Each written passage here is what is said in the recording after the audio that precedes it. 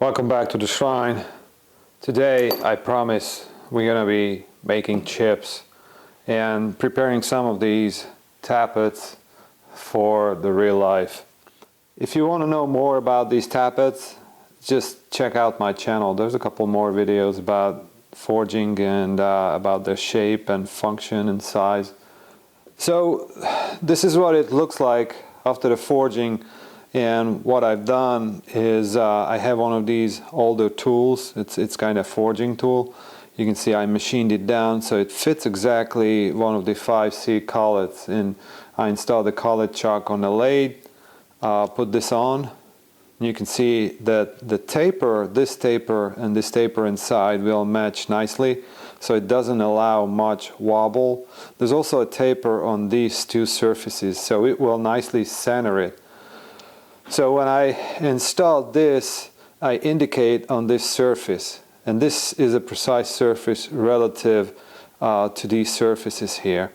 So once it's installed, the coordinate system or the center of the world of the tappet will be located relative to the center of this tool basically. I bring in a center with the tailstock, press against it, and then I come in and basically machine this outside diameter. I'm gonna save you that footage. You've seen me machining stuff on a lathe before, so this is what it looks like after that. And these are various versions of the same thing. So this guy has a 2-degree taper per side. I think this one has only 1 degree. So different variations of the same thing. So the first task is to cut these side reliefs here. You can see it's symmetrical, and it is necessary to provide a flat surface for the drill that will drill out this center hole later. So the way I want to do it is I want to come in with a 1/4 inch end mill and then just go and skim this side and then skim that side. And I can do this on a CNC. Now the problem becomes is that the depth of the pocket relative to this surface can be anywhere. When I machine this on the lathe, I'm not even keen to finish this surface here. I'm just machining the outside surface. So the tappet's center of the universe becomes the bottom of this pocket here, this real surface, which is a cylindrical surface. So this print shows well how it looks. So we got a cylindrical surface, and then right the center of that surface becomes the center of the universe for the tappet. When the roller is resting there, there's going to be a nominal gap. So the roller cannot sit like this or cannot be too deep. That surface, that bottom surface, is going to define where this hole is supposed to be. In order to drill the hole, I need to machine these flats. And so in order to do that, I need to place the tappet, and I'm not making one, I'm making multiple, and it has to be repeatable. So I need to place the tappet so it's axially in position, and then in an angular position, in a correct position. Because remember, I already have the pocket here, and that pocket has a certain angular position. If it's off and I machine these flats, then when I drill the hole, the roller is not going to sit perpendicular to the shaft. So I need to consider all these misalignments. So what I ended up doing here is I got this 5C collet fixture, and the way this collet fixture works is it's got a lever on the side, and this lever is going to pull in the 5C collet so it will lock in on whatever you put in. And in this case I have a 21/32 collet. That's the nominal size of that collet. I can place the tappet in like so, you see, and then lock it with the lever, and then it will hold it in a certain position. Now the the height of the tappet and then the angular position becomes really important. So I came up with this fixture. What this fixture essentially does, it has a central pin, and this central pin is going to be tangent to the bottom of that forged pocket. And then it's got this little slider, and I only remade it like 5 times. So there is 1, 2, 3, 4. Okay, and then this is number 5. This works. So you can see it's got 2 5mm pins, and when I put this on, you see it will slide nicely, and it does not rotate. These are drilled and reamed holes in this part, and it always stays parallel. So this surface will stay parallel to that surface when I slide it back and forth. Now I got these 2 springs. I can put the springs on, and so this guy is going to be preloaded. And then I laid it out in CAD and figure out what's the distance between the tip and then this surface. So you can see that here. That size should be 5.9mm. So I set that up, and then what I can do is I can install the forged blank on this part, and then install it.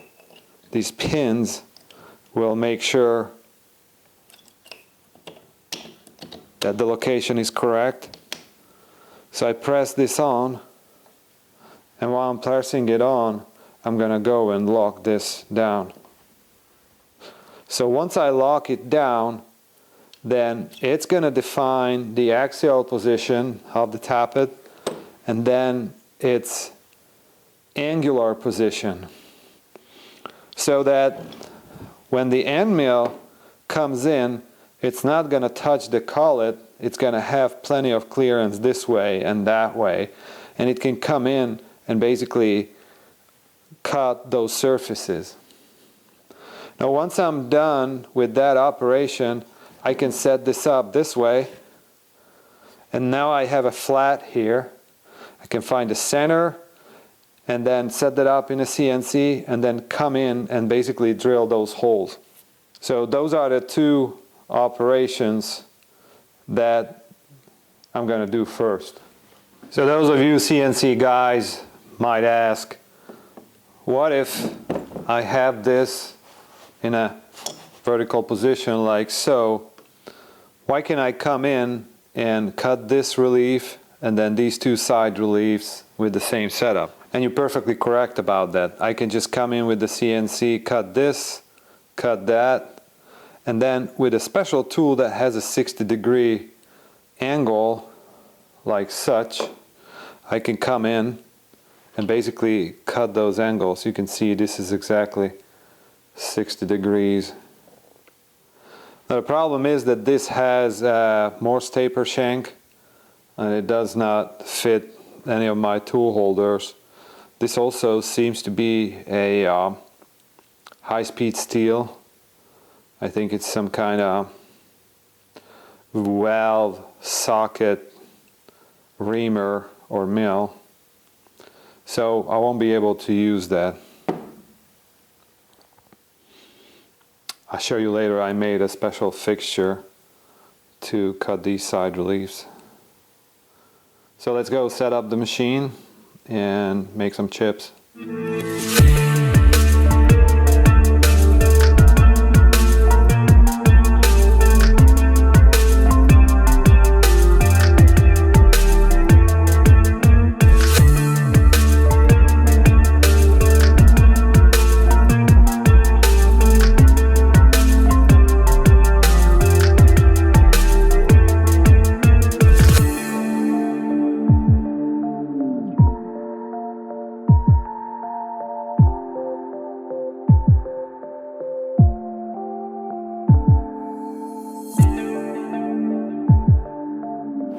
Got the last piece completed. I'll try to remove it with one hand.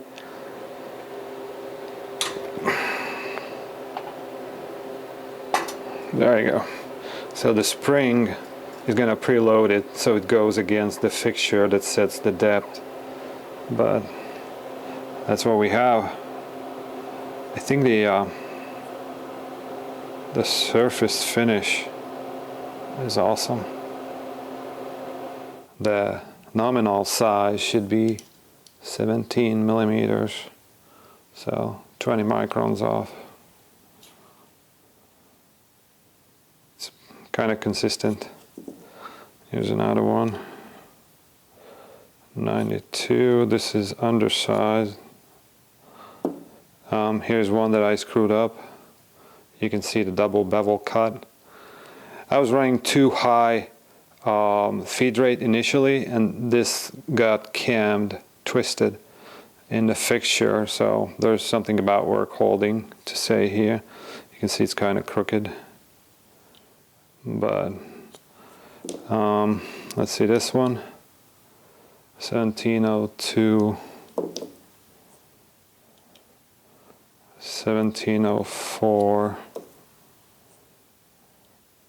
1701, that's probably the best one. 1697, and then this one, 1704. As far as straightness go, you know, the width of these 444, 470. So these are the ones that had a 2-degree taper. So you can see that this insert is pretty loose in it. So one of these that had the 1-degree taper, you can see it fits nicely. So let's see the thicknesses, 471, 472. So I think that's good. 473, 472. So this is the one that got forged with the new tooling and the log splitter. I think this is one of the good ones. You can see I numbered all of them, so this is number 16. So the next step is going to be to drill a hole, and for that I set up the collet chuck in a horizontal position, and we are going to use the same device to specify the depth, and then use the slide to make sure that it's clocked properly so it's not cockeyed. So here's the print. You can see the hole on the right side here is shown in a cross section. So we got a through hole. The size of the through hole is gonna be, well, first we're gonna drill a center hole, and then we're gonna come in with an 8mm hole, and then we're gonna finish it with a reamer. I'm going to use this reamer. The size is .323, so it's not metric. The metric size would be around 8.2 millimeters. The idea is that once it's reamed and heat treated, then I can come in and finish the hole with a hone to accept this this pin. So center drill, then use an 8mm drill, and then create this counterbore here. And to create a counterbore, I'm going to use a 1/4" end mill and just come in and mill this to the specified depth. So it's about 2 millimeters. So let's go and machine a couple parts. They look beautiful.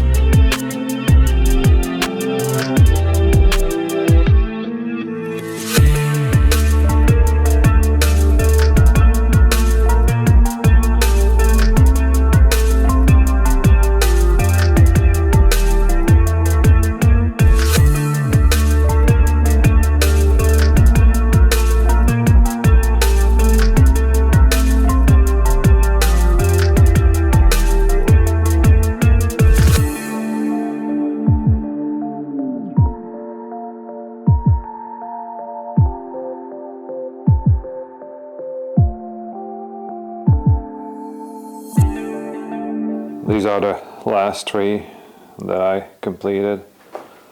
There's something to say about feeds and speeds and also work holding. So essentially, when this is resting in a 5C collet chuck, you can see it's only being held about 1/4 inch long, maybe 6 millimeters long. So there is a little boo-boo here, and this happened before. You can see the mill just caught into it and kind of pulled itself into the cut.